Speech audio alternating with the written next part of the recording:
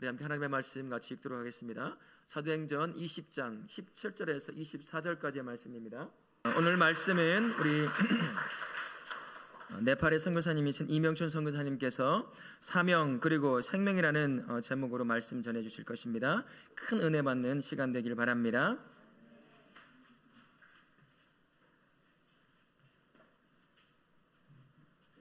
할렐루야. 네. 가슴이 벅차네요. 이게 들어올 때마다 새로워지는 것 같아요. 다우라교회는 변화가 있어요. 그래서 사실은 요즘 같이 이렇게 어려운 시대 속에서 교회가 변화하고 무슨 일을 이렇게 막 변화되어 가는 것은 얼마나 소중한 일인지 또 귀한 일인지 생각해 보게 됩니다. 특별히 오늘 또 우리 아이들 놀고 싶을 텐데 오늘 와가지고 같이 예배하는 아이들을 보니까 더 마음이 뜨거워지고 좋습니다.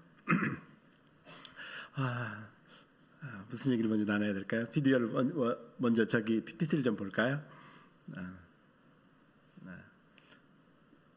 네, 항상 제가 자랑합니다. 네팔은 말이야 세계에서 제일 높은 에베레스트가 있다고. 세계에서 14개의 8,000m 이상이 되는 봉우리가 있는데 그 중에 8개가 있다고. 제가 가장 높은 곳에 산다고. 그래가지고 제 블로그 이름이 하늘끝 천마을이잖아요. 그랬더니 어떤 분이 저에게 호소를 해왔어요. 막 당신 몇 미터에 사냐고. 내가 알기에는 더 높은 곳이 많은데 왜 하늘끝 천마을이냐고 그렇게 하는데 네, 높은 곳이 있습니다. 어디든지 히말라야의 아름다운 광경들을 볼 수 있는 곳이죠. 다음 사진이요. 네, 뭐 같아요? 우리 어린이들 뭐 같아요? 논밭. 네, 우리 네팔 시골이에요? 네, 우리도 먹고 살아야죠. 네, 먹고 살아야 되니까 그냥 산을 다 깎아가지고 이렇게 논을 만들어가지고 그래도 이렇게 비가 오고 그러면 농사를 지을 수 있지만 어떤 곳은 비가 오지 않으면 농사를 지을 수 없는 곳이 많습니다. 그리고 이제 저기는 그래도 이렇게 평지를 만들어서 물을 가둘 수 있는 곳이지만 어떤 곳은 이렇게 평지를 만들 수 없어가지고 이렇게 비스듬하게 하다 보니까 벼 농사를 못 짓는 것도 많이 있습니다. 근데 이 산만 이렇게 계단이 있는 게 아니라 네팔에는 계급사회라고 말씀드렸잖아요. 그래서 여러분들이 우리는 김씨, 이씨, 박씨 하면 김씨지, 이씨지, 박씨지 하지만 그 사람들은 딱 성을 들으면 쟤는 내가 상대하지 않아도 될 사람, 또 쟤는 조금 집안이 좋은 사람, 이렇게 계급이 자기의 신분을 구분을 해놓습니다. 저희 집 옆에 도비갓이라고 하는, 예전에 제가 한번 사진을 보여드린 것 같은데 도비갓이라고 하는 곳이 있는데 이 도비갓은 도비들이 사는 곳이에요. 도비들이 뭐 하는 사람이냐? 도비들은 빨래를 하는 사람이에요. 아버지 때부터 할아버지 때, 아니 언제부터인지 모르지만 계속해서 그 일들을 자기의 천직으로 알고 그렇게 농사를 지으며 살아가고 있죠. 그러다 보니까 이 사람들이 너무, 제가 보기에는 너무 운명지어진 삶을 사는 거예요. 우리가 하나님을 믿으면, 우리 한국은 하나님을 믿으면서, 우리도 예전에는 양반과 무슨 계급이 다 있었잖아요. 그리고 시대가 변하면서 우리는 우리의 신분을 좀 더 하나님 앞에 더 잘 살려고 했고, 또 더 나은 삶을 위해서 우리는 기도하고 했기 때문에 우리의 삶이 나아진 것이 아닌가. 하나님께서 그 우리의 기도를 들어주셨기 때문에 지금 우리가 그런 상황이지 않은가라는 생각이 듭니다. 근데 그들은 만족하며 살아갑니다. 이번 생애에 그냥 나는 빨리 했으면 다음 생에도 빨리 하면 되지라고 생각하는 거죠. 고기를 파는 사람들은 늘 자기 집안이 고기를 파는 거죠. 그래서 어떤 사람들은 또 부자가 됐어요. 어떤 집안들은 또 그 금은방을 하는데 그 집안들이 다 그냥 네팔 전체가 자기 집안 사람들이래요. 그냥 성이 그런 거죠. 네, 다음 사진. 이것은 네팔의 남쪽입니다. 남쪽 끝에는 해발이 100m도 안 되는 곳이 있습니다. 그러니까 지금 오늘 날씨 너무 덥죠. 너무 힘드셨죠. 교회 안이 너무 좋은데 밖에만 나가 보시면 지금 막 몇 도인지 정확히 모르겠지만 34, 5도 되지 않을까 싶습니다. 근데 이쪽 지역은 막 40도, 38도가 기본입니다. 그런 지역에 가면 정말 냉장고 문을 열어놓고 머리를 쳐박고 그렇게 살고 싶을 정도로 그렇게 더운 지역이죠. 다음 사진 볼까요? 여기는 2015년에 지진이 났습니다. 7.9 지진. 이번에 터키에도 7.8이 지진이 났는데 이 네팔은 그보다 더 큰 지진이 있는 거죠. 정말 혹시라도 유튜브에서 찾아보셨는지 모르겠지만 산이 흔들린다는 말이 무슨 말인지 알 수 있을 정도로 산이 막 흔들리는 그런 속에서 수많은 사람들이 목숨을 잃었습니다. 그리고 이것은 두 번째 2차 지진 7.2의 지진이 있었는데 7.2 지진의 근황지죠. 그 지진의 근황지인데 그곳으로 가는 곳에 길들이 저렇게 되어 있습니다. 사람들은 네팔에 온 사람들은 네팔 그냥 포장도 하나도 안 되었다고 막 불평을 하는데 제가 보니까 네팔의 고속도로는 다 포장이 되어 있습니다. 물론 고속도로 어제 저희 수련회가 있어가지고 무주 갔다 왔는데 무주 구천동 있잖아요. 구천동 얼마나 좋아요. 근데 그 구천동 길이 얼마나 굽이굽이 되는지 정말 꼭 네팔 길 같더라고요. 근데 네팔 고속도로가 그렇게 생겼어요. 고속도로가. 그래서 카트만두에서 포카라로 가는 그 길이 한 200km 되는데 6시간 가야 돼요. 6시간 가려면 시속 한 30km 조금 넘게 갈 수 있는 것이죠. 뭐 빨리 가는 것은 뭐 80km도 되지만 그런데 가다 보면 어쩔 때는 길이 지금도 어제도 뉴스에 나왔는데 뉴스에 그 산이 허물어져 가지고 지금 하루 동안 그 통행이 막혔대요. 이렇게 갈 수가 없어요. 지금 지방으로 내려갈 수가 없어요. 왜냐하면 산이 무너져 가지고. 다음 사진. 다음 사진. 저런 군데군데 저런 차들이 많이 이렇게 떨어져 있죠. 다음 사진. 여기는 지진 나고 나서 많은 교회를 저희가 한국교회에서 도와주셔가지고 교회를 건축했는데 헌당 예배를 가는 길인데 저렇게 이렇게 여기서 보면 저기 교회가 보이는데 가려고 하면 이렇게 버스를 이렇게 강에 가로막고 있어가지고 갈 수가 없는 거예요. 그래서 버스를 타고 구비구비 해가지고 3시간 4시간을 가야 되는 곳인데 저기에서 버스가 조금 비가 왔는데 미끄러졌어요. 그래서 뒷바퀴가 살짝 빠졌는데 성도들이 막 잡아당기는데 어떻게 됐을까요? 잘 나왔을까요? 잘 나와야 되는데 안 되더라고요. 그래가지고 결국은 2시간을 넘게 밤늦게야 저희가 내려왔습니다. 다음 사진. 그곳에서 사는 사람들은 무엇을 먹고 사나 싶지만 하나님께서 다 살 길을 열어주셔가지고 제가 보기에는 정말 저기에 누가 살까 싶은데 그곳에도 사람들이 살고요. 진짜 이게 산이 이렇게 있으면 산 꼭대기가 있으면 산 꼭대기에다가 집을 이렇게 양쪽으로 산 꼭대기가 길이에요. 그리고 양쪽으로 집을 세우는 그런 곳도 있었습니다. 그곳에서는 이 염소 한 마리면 다 먹고 살 수 있을 정도로 이렇게 됩니다. 그래서 저희 한 교회에서 이렇게 염소를 주셔가지고 염소를 나누는 일도 했고요. 다음 이 사진이 실은 이 비디오가 꼭 나와야 되는데 안 나왔어요. 이 비디오는 거일학 교회 우리 다월학 교회가 건축한 이 거일학 교회에 가는 사진이거든요. 비디오인데 어떤 데는 되고 어떤 교회 가면 안 되고 그러는데 안 되더라고요. 저희가 이제 다딩이라고 하는 것은 네팔에서 카트만두에서 가장 가까운 도시 중에 하나예요.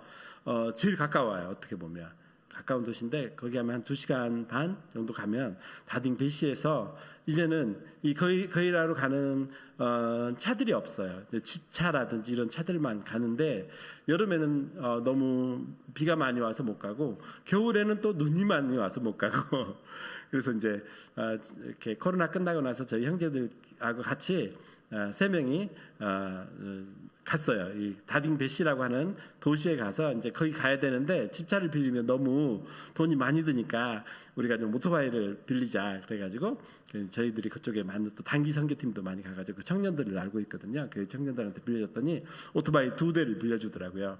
한 대는 좋은 오토바이, 한 대는 조금 타이어가 그 사람들이 타이어를 진짜 튜브 아시죠? 튜브처럼 맨들맨들 할 때까지 타요. 저는 오토바이를 잘 운전을 못 하잖아요. 잘 못하니까 저는 그냥 조금 안 좋은 오토바이를, 우리 형제들은 그래도 둘이 타니까 밀리면 안 되니까 좋은 오토바이를 타고 갔어요. 갔는데 우리 형제들은 너무너무 잘 가는 거예요.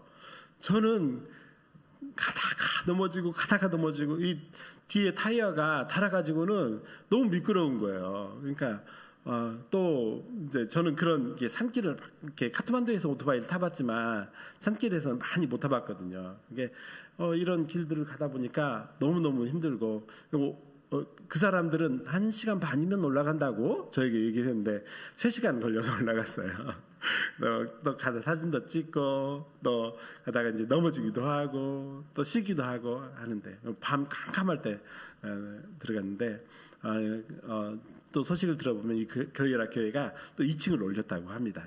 그렇게 큰 게 올린 건 아니지만 크게 올렸고요. 또 저희가 자그리띠 교회라고, 여기서 또 1시간을 더 가야 되는 곳에 자그리띠 교회를 건축을 했는데, 저도 안 가봤어요. 아직도 못 가봤어요. 근데 이 자그리띠 교회도 사진을 제가 계속해서 받고 있는데, 자그리띠 교회 목사님은 저희가 얼마나 전화를 잘하는지 몰라요. 언제 오냐고, 언제 헌당 예배 하냐고, 열심히 예배 드리고 있으라고 저희가 곧 간다고 그랬는데 아직도 못 가고 있는데, 이 자그리띠 교회도 저희가 2천만 원 정도 줘가지고 교회를 잘 건축했는데, 그 위에다가 또 다른 건물들을 건축하면서 했다고 합니다. 이 다딩 지역은요, 카트만두에서 그리스도인들이 가장 많이 삽니다. 60% 정도 살거든요. 근데 이곳은 티베트 바로 국경 밑이다 보니까 정말 접근하기가 쉽지가 않습니다. 집차 타고도 한 5시간을 이렇게 쭉쭉 올라가야 되는 그런 곳이고요. 리라고 하는, 한국말로는 리라고 발음이 되는데, 리라고 하는 곳인데, 여기에는 많은 그리스도인들이 진짜 이 통째로 뭐 종족이 뭐 이렇게 뭐 우리 아프리카 가면 뭐 종족이 막 회심을 한다고 하잖아요. 그런 것처럼 이 따망이라고 하는 사람들이 살고 있는데, 이 따망 사람들이 많이 회심을 해가지고 기독교 어떤 그런 교회들도 많고요. 여기 막 1000명 교회들도 많고 500명 교회, 이런 교회들이 질비합니다. 이쪽 동네에 가면 그 정도로 많이 있는데, 이제 너무 이렇게 높이 올라가 있다 보니까 실은 저희가 이렇게 뭔가 도움을 주고 싶어도 도움을 줄 수 없고, 또 뭔가 해주고 싶어도 할 수 없는 그런 곳인데, 저희 교회에서 또 이렇게 헌금해 주셔가지고, 거기서 돈을 벌면 얼마나 벌겠어요. 농사를 하겠어요. 그렇다고 해서 뭐 큰 막 거기서 잘 되는 게 딱 하나 있어요. 대나무 만들어가지고 대바구니 팔아가지고 돈을 버는 거예요. 그래서 큰 트럭에다가 몇 개 해놓고 이렇게 막 수백 개 만들어 놓으면 큰 트럭이 막 이렇게 가서 이렇게 어렵게 이렇게 해가지고 와서 이게 카트만두에다 팔고 하는 건데, 그러다 보니까 실은 교회가 너무 급속하게 성장을 했는데, 너무 교회는 너무 좁고 교회는 너무 부실하고, 그러다 보니까 그런 교회들이 이쪽뿐만 아니라 이렇게 네팔 전역에 이런 교회들이, 어려운 교회들이 많이 있습니다. 다음 사진 볼까요? 네, 다음 사진. 네, 이런 네팔. 실은 저도 이제 지방에 가면 위험하잖아요. 언제든지 저렇게 이렇게 차들이 떨어져 있는 것을 보니까, 그러니까 평소에 기도 잘 안 하다가 지방에 갈 때는 아내한테도 기도해주고 우리 딸들한테 기도해주고 그렇게 갔다 오고 하고 있는데, 그래도 감사하게도 딱 한 번 차량 전복이 돼가지고 죽을 뻔한 것 말고는 지금까지 큰 어려움 없이 잘 살았는데, 너무 좋은 거예요. 이렇게 우리가 목숨을 걸 수 있는 일, 또 내가 뭔가 하고 싶은데 그 일이 잘 돼요. 그러면 어때요, 여러분들? 기분 좋지 않습니까? 네, 내가 하고 있는 일이 잘 되면 너무 기분이 좋죠. 그래서 저도 거기에 있는 것이 얼마나 벅차고 기분이 좋은지 몰라요. 하나님이 비록 환경은 사는 환경은 어렵지만 정말 가치 있는 삶을 살고 있구나라고 하는 그런 감사를 드리게 됩니다. 여러분들은 어떤 일에 생명을 걸 수 있으세요? 어떤 일에 여러분은 생명을 걸고 사세요? 생명을 걸 수 있는 일이 성경은 사명이라고 얘기를 하죠. 사명. 그 사명을 가진 자, 그 사명을 영어로는 미션이라고 합니다. 미션.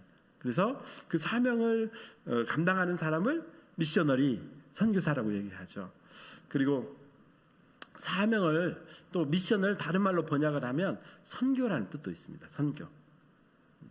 그리고 선교란 그 사명자이고 또 선교사인 거죠. 그래서 젊은 날 얼마나 뜨거워요. 우리 지금 여기 계시는 분들은 정말 젊은 날 눈물 콧물 다 쏟으시면서 주님, 제가 주님을 위해서 모든 걸 다 바치고 다 주님을 위해서 살겠습니다. 그런 막 기도 한 번 정도 해보셨을 것 같아요. 그런 기도 없이 여기에 있을 수가 없죠. 우리는 주님 앞에 그렇게 빚진 자로 살아가고 있는 것입니다. 근데 제가 이제 설교하려고 이 본문 말씀 사도행전 20장 24절 말씀 다시 한번 읽어볼까요? 시작. 내가 달려갈 길과 주 예수께 받은 사명 곧 하나님의 은혜의 복음을 증거하는 일을 마치려 하면은 나의 생명조차 조금도 귀하게 여기지 아니하노라. 네. 다음 슬라이드 볼까요? 이 사명을 이 성경 영어 성경을 번역한 사람이 좀 잘 미션이라고 해야 진짜 미션하면 아시죠? 톰 크루즈가 나와가지고 막 미션 임파서블 진짜 할 수 없는 그런 일들을 막 해내는 사람, 그건 얼마나 멋있어요. 그래가지고 저는 이 사명을 가지고 거기에 갔다고 생각했는데 이 사명을 영어로 뭐라고 표현을 했냐고 하면 태스크라고 하는 말로 표현을 했더라고요. 태스크는 무슨 뜻이에요? 일정 기간에 해야 할 일, 과제, 과업이라는 거예요. 그리고 네이버 사전에 또 태스크 찾아보니까 특히 하기 싫은 일이나 과제, 과업을 이 사명이라고 그러네요. 어린이들, 학생들의 사명은 뭐예요? 공부하는 건데 뭐가 제일 싫어? 공부하는 게 제일 싫고 또 엄마 또 가정에서 또 가정을 돌보고 하는 사람들은 그거 해야 되는데 뭐가 싫어요? 그게 싫어. 그냥 아침에 밥하는 것도 싫고 빨래하는 것도 싫고. 근데 그게 하나님의 사명이에요. 저는 너무 좋아요. 이렇게 집에서 가끔씩 밥을 하면 즐거워요. 왜냐하면 막 너무 쉬워. 그냥 김치만 맛있으면 다 맛있는 김치찌개가 돼.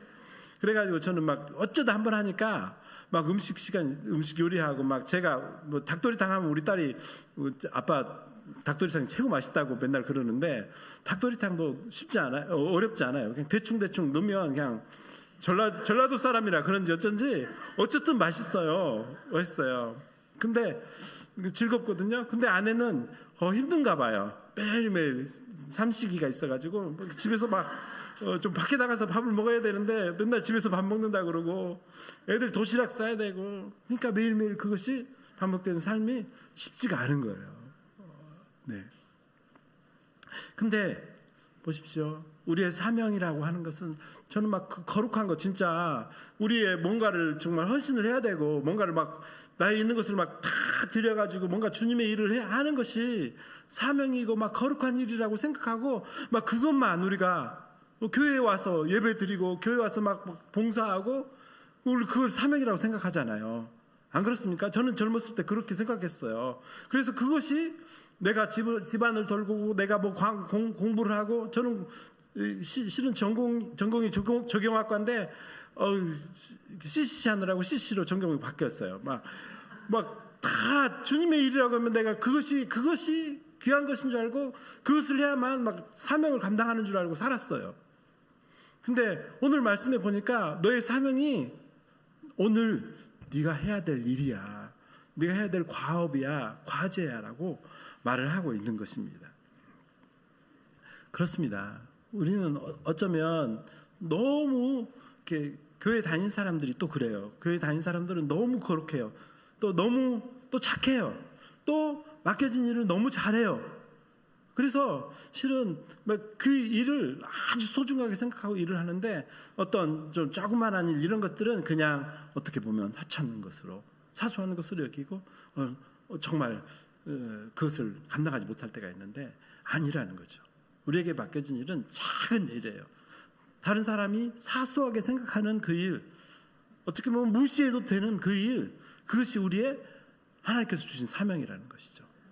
저는 여러분들이 우리 성도님들이 우리에게 맡겨준 사명, 물론 교회에서 사명이 있습니다. 잘해야죠. 근데 우리의 삶에서의 사명을 잘 감당하시는 성도님들이 되었으면 좋겠습니다. 사도 바울은, 오늘 본 말씀은 사도 바울이 3번에 걸쳐서 전도 여행을 하게 되는데, 3번째 이제 마지막 전도 여행을 하고 돌아가는 길에 밀레데라고 하는 곳에서 에베소에 있는 장로님들을 불러가지고 하는 대화예요. 한번 볼까요? 오늘 다음 17절 말씀인가요? 한번 읽어볼까요? 시작. 바울이 아시아에서 지체하지 않게 위하여 에베소로 지나 대로 떠나였으니 이는 될 수 있는 대로 오순절 안에 예루살렘을 이루고 급히 가미로라. 네, 사도 바울이 성령의 인도함을 받고 살았잖아요. 성령의 인도를 주님이 말씀해 주셔야만 갑니다. 뭐 그런 데도 있더라고요. 근데 사도 바울은 성령의 인도를 받았지만 계획을 가지고 살았어요. 오순절 안에 예루살렘으로 가고 싶은 마음이 있었어요. 그러니까 일정이 빠듯한 거예요. 원래 에베소는 사도 바울이 가장 애정을 가지고 목회했던 곳이에요. 그러니까 3년 반이나 목회했으니까 다른 어떤 지역보다 많은 제자들도 있었고, 거기에 가야 저도 한국에 오면 먹고 싶은 거 많거든요. 가고 싶은 거 많아요. 왜? 거기 가야, 전주 와야만 먹을 수 있는 게 있어요. 그래서 저는 꼭 오면 그거 먹고 싶다고 얘기하고 그거 보고 다니거든요. 근데 사도 바울도 아마 에베소에 가서 그분들을 만나고 싶었을 거예요, 제자들. 그리고 그곳에 가서 같이 갔었던 곳을 한 번 더 가보고 싶었을 거예요. 근데 일정이 있었어요. 그래서 결국에는 에베소에 가지 못하고 밀레도라고 하는 곳에서 장로들을 청하면서 오늘 본문 말씀을 합니다. 다음 슬라이드 볼까요? 네, 저는 안 나와도 되는데 이게 말씀은 잘 나와요. 네, 18절 말씀 시작. 오매 그들에게 이르되 아시아에 들어온 첫날부터 지금까지 내가 항상 여러분 가운데서 어떻게 행하였는지를 여러분도 아는 바니. 18절만 읽겠습니다. 오매, 누가 왔다고요? 장로들이 온 거죠. 그들에게 말하되 아시아에 들어온 첫날부터 지금까지, 아시아에서 들어갔던 첫날부터 지금까지를 얘기하면서 자기가 어떻게 자기의 사명을 감당했는지를 얘기를 하고 있어요. 그러면서 얘기합니다. 내가 항상 여러분 가운데서 어떻게 행하였는지를 여러분도 아는 바다. 저는 성경을 보면서요, 물론 명사가 중요해요. 누구를 만났는지가 제일 중요하죠. 그리고 어디 가서 만났는지가 중요해요. 근데 저는 좀 보면서 이런 부사, 항상, 곧, 즉시, 이런 말들은 그 사람의 태도를 얘기하거든요. 사도 바울은 항상 변함이 없었어요. 우리 목사님 이제 오신 지 얼마 안 됐는데 얼마나 열심히 잘하세요. 성도분들도 얼마나 목사님 새로 오셨으니까 잘하려고 해요. 근데 처음에는 다 잘할 수 있어요. 다 뜨거울 수 있어요. 다 잘 참을 수 있어요. 근데 끝까지 그거 하는 거 쉬운가요? 쉽지 않더라고요. 제가 언젠가 말씀드렸던 것 같은데, 네팔에 갔더니 네팔말 하나도 안 들리는데 네팔 교회 가면 감격이 되고 막 눈물이 나고 그래요. 하나님께서 저에게 그 마음을 주신 거죠. 근데 요즘 막 네팔 교회 가면 네팔 말을 막 잘 들어야 되는데 막 어느 순간 딱 무슨 단어가 생각이 안 나가지고 설교를 못 알아들으면 그때부터 막 졸리는 거예요. 그래서 주님, 제가 이제 다시 안식년을 맞아서 잠깐 14년 만에 나와가지고 이제 15년 마치고 이제 16년 들어가는데, 하나님, 제가 늘 기도하고 있어요. 하나님, 제가 2008년 7월 5일에 갔거든요. 그때도 이번에도 7월 5일에 도착하더라고요. 15년 전에 갔었던 그 마음, 그때 품었던 그 마음, 하나님 저 변치 않게 해주세요. 그래야 살 것 같아요. 내가 조금 더 많이 안다고, 내가 조금 여기 더 익숙했다고 하나님 교만하지 않게 해주십시오.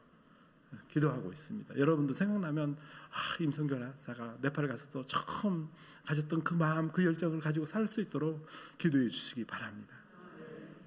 우리도 마찬가지예요. 변치 않고 싶은데 막 변하잖아요.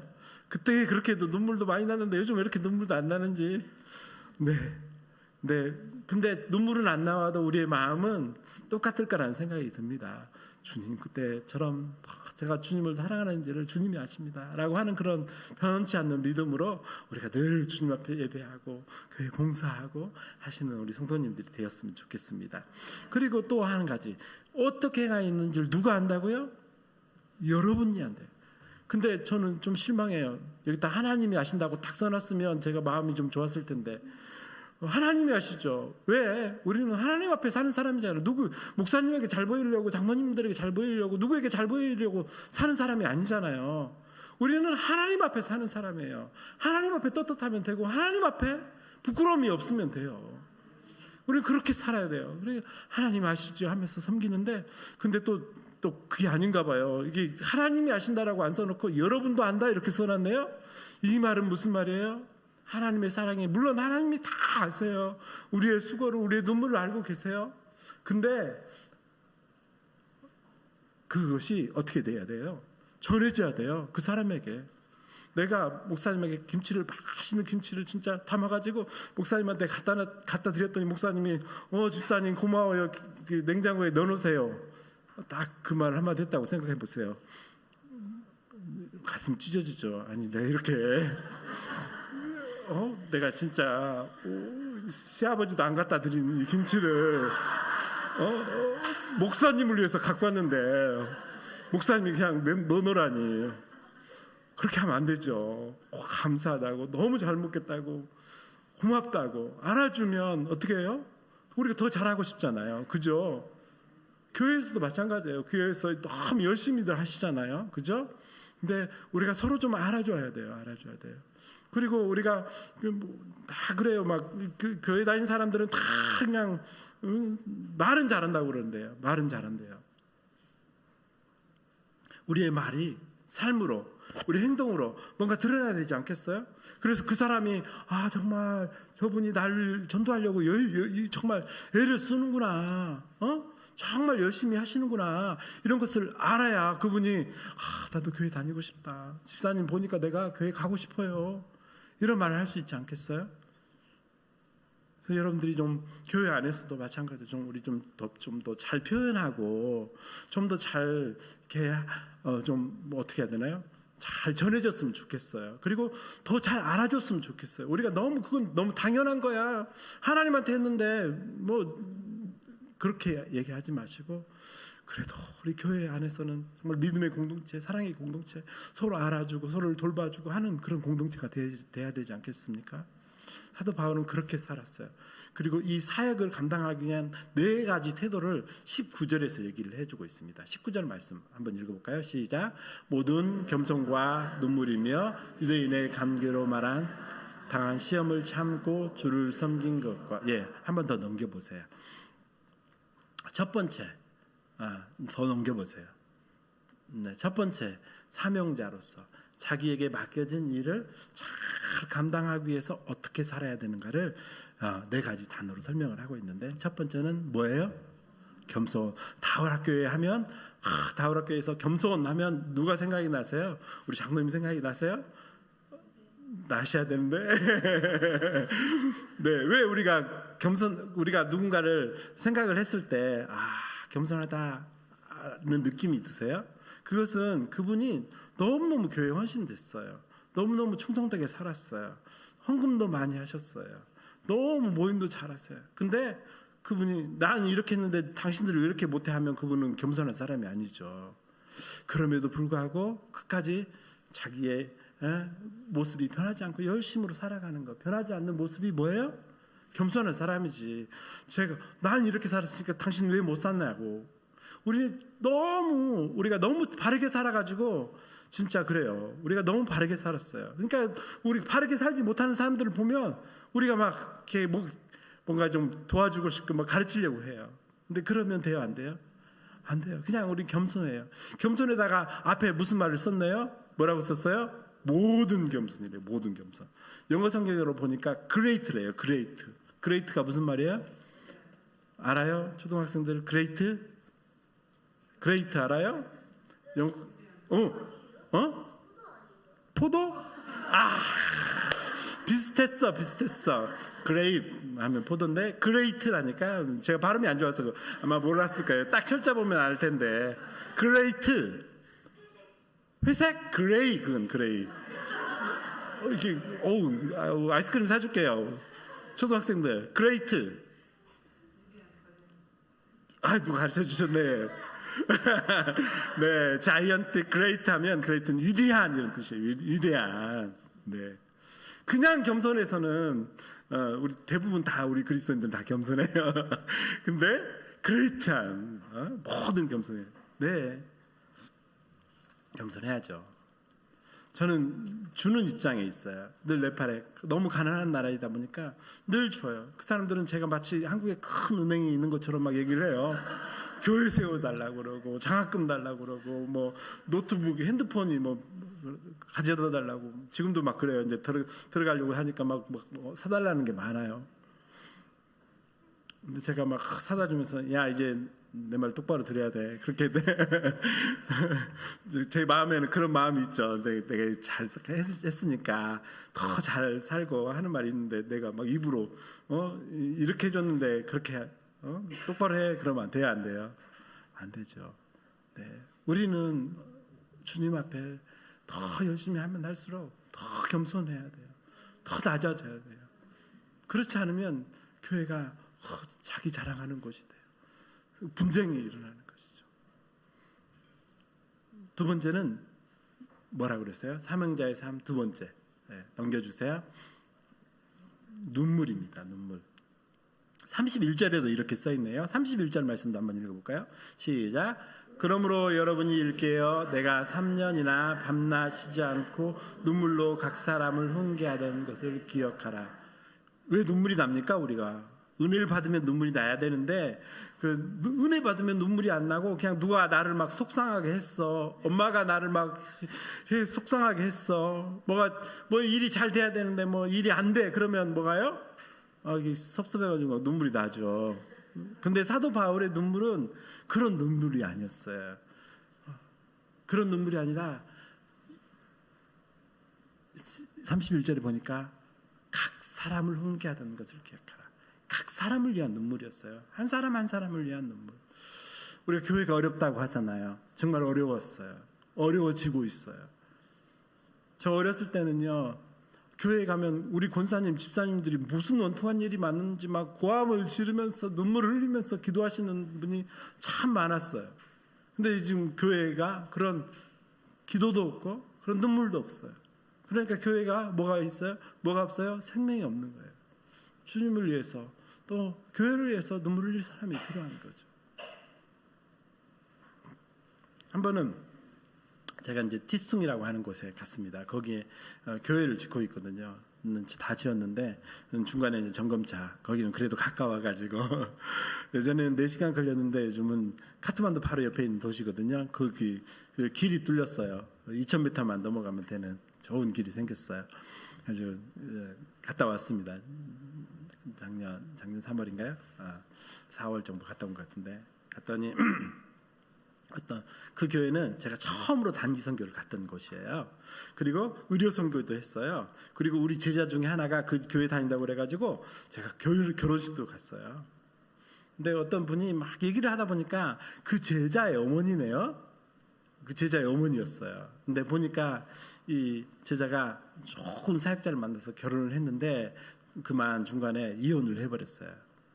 힌두 사회 속에서도 이혼하면 참 이렇게 여자들이 갈 데가 없거든요. 근데 아버지가 그 지역의 장로세요. 거기는 장로님이 말씀을 또 전하시는데, 근데 너무 딸이 이제 그렇게 이혼을 하고 고향으로 돌아와 있으니까 어머니 마음이 얼마나 찢어지겠어요. 아프겠어요. 결국에는 집에도 있지 못하고 외국으로 사이프러스라고 하는 곳으로 돈을 벌러 갔는데 어머니가 막 저 옆에서 얼마나 서럽게 우시든지, 저 알지 못하는 분인데 그 전에는 몰랐던 분인데, 근데 제가 무슨 위로의 말을 한 게 아니에요. 제가 무슨 어떤 그런 게 아니에요. 그냥 그것을 그 옆에서 그냥 그분을 얘기를 들어준 것뿐이에요. 눈물은 말하지 않아도 전해지는 사랑이에요. 그리고 눈물을 흘린다는 것은 마음과 마음을 이어주는 거예요. 우리의 갈라진 마음을 하나 되게 하는 거예요. 그래서 실은 우리가 교회 안에서 여러 가지 어려움이 있을 때 정말 따지고 싶죠. 한번 해보고 싶죠. 누가 잘했는지, 누가 옳은지. 근데 눈물을 흘리는 그 눈물이 그것을 상처를 그 갈등을 해결하게 하는 것이죠. 세 번째는 사도 바울이 넘겨주시기 바랍니다. 사명자로서 삶, 인내의 삶을 살았다. 참았다 그랬죠. 유대인의 관계로 말미암아 당한 시험을 참았다. 참았다는 말을 조금 어렵게 하면 인내한다 이런 뜻이죠. 인내해요. 네.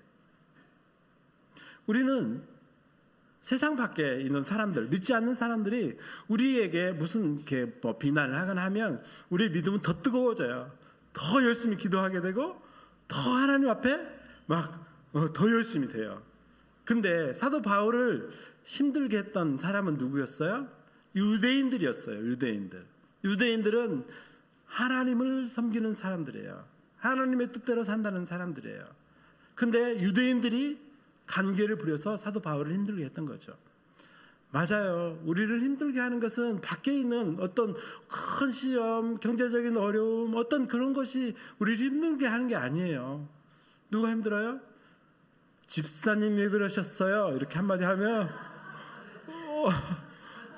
우리 마음이 힘들어져요. 갑자기 열심히 하다가도 그냥 내가 진짜 뭘 잘못했나 싶기도 하고, 그죠?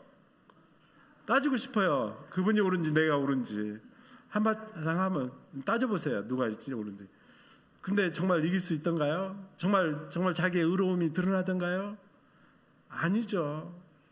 오히려 더 깊은 상처를 남기게 돼요. 근데 사도 바울은 어떻게 했어요? 참았어요. 예수님이 어떻게 하셨어요? 참았어요. 그럼 우리는 어떻게 해야 돼요? 참아야죠. 근데 우리가 못 참아요. 그냥 참을 수가 없어요. 하나님 앞에 기도해야죠. 하나님, 제가 좀 못 참으면 한번 하세요. 근데 참는 것이 더 좋아요. 하나님이 알고 계시거든요. 그분이 알고 계세요. 나중에 다 깨닫게 하세요. 하나님이. 내가 굳이 막 가르치려고 내가 옳다고 주장하지 않아도 하나님이, 그분이 알고 계신 거예요. 그렇기 때문에 우리는 어떻게 해야 돼요? 참아야 되는 거죠. 그래서 지금은 빼앗기는 것 같고, 지금은 억울한 것 같고, 지금은 손해보는 것 같고, 그런데 하나님께서 그를 행하신다는 거죠. 한 번은 그 코로나 기간에 수녀님들이 포카라 지역에서 빵을 나눠줬어요. 빵을 나눠줬는데 갑자기 경찰들이 와가지고 수녀님 잡아가지고 한 70대 되신 수녀님들 두 분이 감옥에 갇혔어요. 6개월, 9개월인가요? 몇 개월 갇혀 계셨어요. 음모가 있었어요. 천주교에서 이렇게 많은 돈을 들여가지고 건물도 잘 지어놓고 땅도 크게 사놨는데 이 제자가 욕심을 부린 거예요. 그래서 이렇게 전도를 한다고 해가지고 막 고소를 했어요. 그래가지고 결국에는 오랫동안 그분들이 했는데, 우리 한국 선교사들이, 기독교 선교사들이 가서 막 이렇게 방문하고 했는데 이분이 표정이 너무 좋으시더래요. 이 수녀님들이. 우리도 그래야 되는데 어차피 주려고 했던 거다. 이렇게 안 됐으면 좋겠지만 어차피 그들에게 줘야 될 것이니까 줘야지 하면서 그 기쁘게 그 고난을, 그 어려움들을 이겨내시는 걸 봤어요. 우리가 실은 참는 것 어렵습니다. 손해봐야 됩니다. 또 어려움이 있습니다. 근데 하나님은 우리에게 참으라고 말씀하셨고, 예수님이 그랬고 사도 바울도 그것을 참아냈습니다. 마지막으로 사명자에서의 삶의 태도는 뭐예요? 한번 넘겨볼까요? 22절 말씀이네요. 시작. 보라, 이제 나는 성령에 매여 예루살렘으로 가는데 거기서 무슨 일을 당할는지 알지 못하노라. 네. 어디에 매였다고요? 여러분들도 오늘 예배 드리려고 하는데 누가 좀 이렇게 남편이 아니면 어떤 아이들이 이렇게 예배 드리려고 하는데 꼭 뭐가 어려움이 있죠. 무엇을 하려고 하면 돈이 없죠.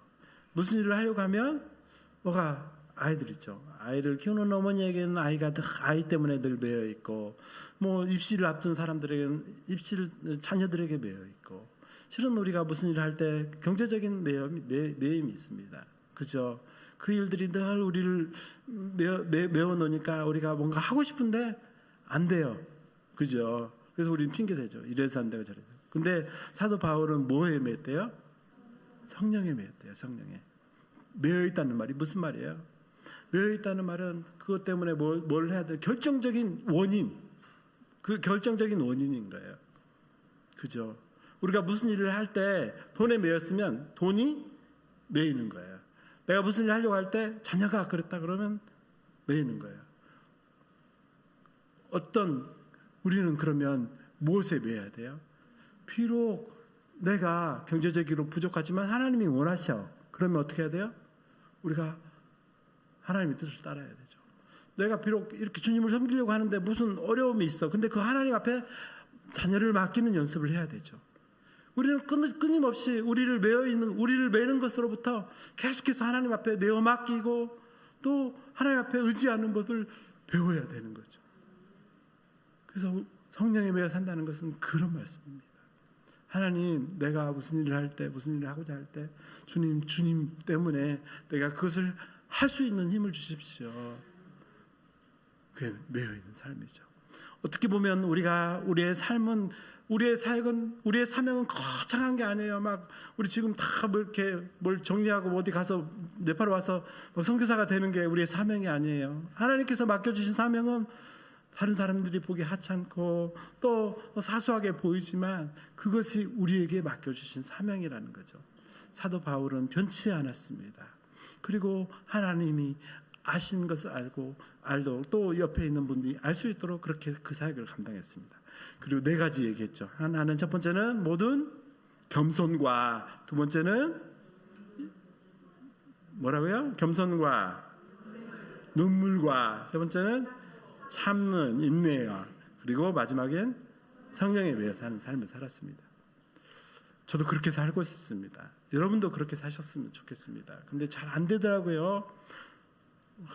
목사가 돼가지고 선교사가 돼가지고 그것도 못하냐 하는데 잘 안 돼요. 계속해서 맡기고 계속해서 연습을 하지 않으면, 그리고 자기 힘으로 하려고 하면 안 돼요. 예수님께서 그렇게 말씀하셨어요.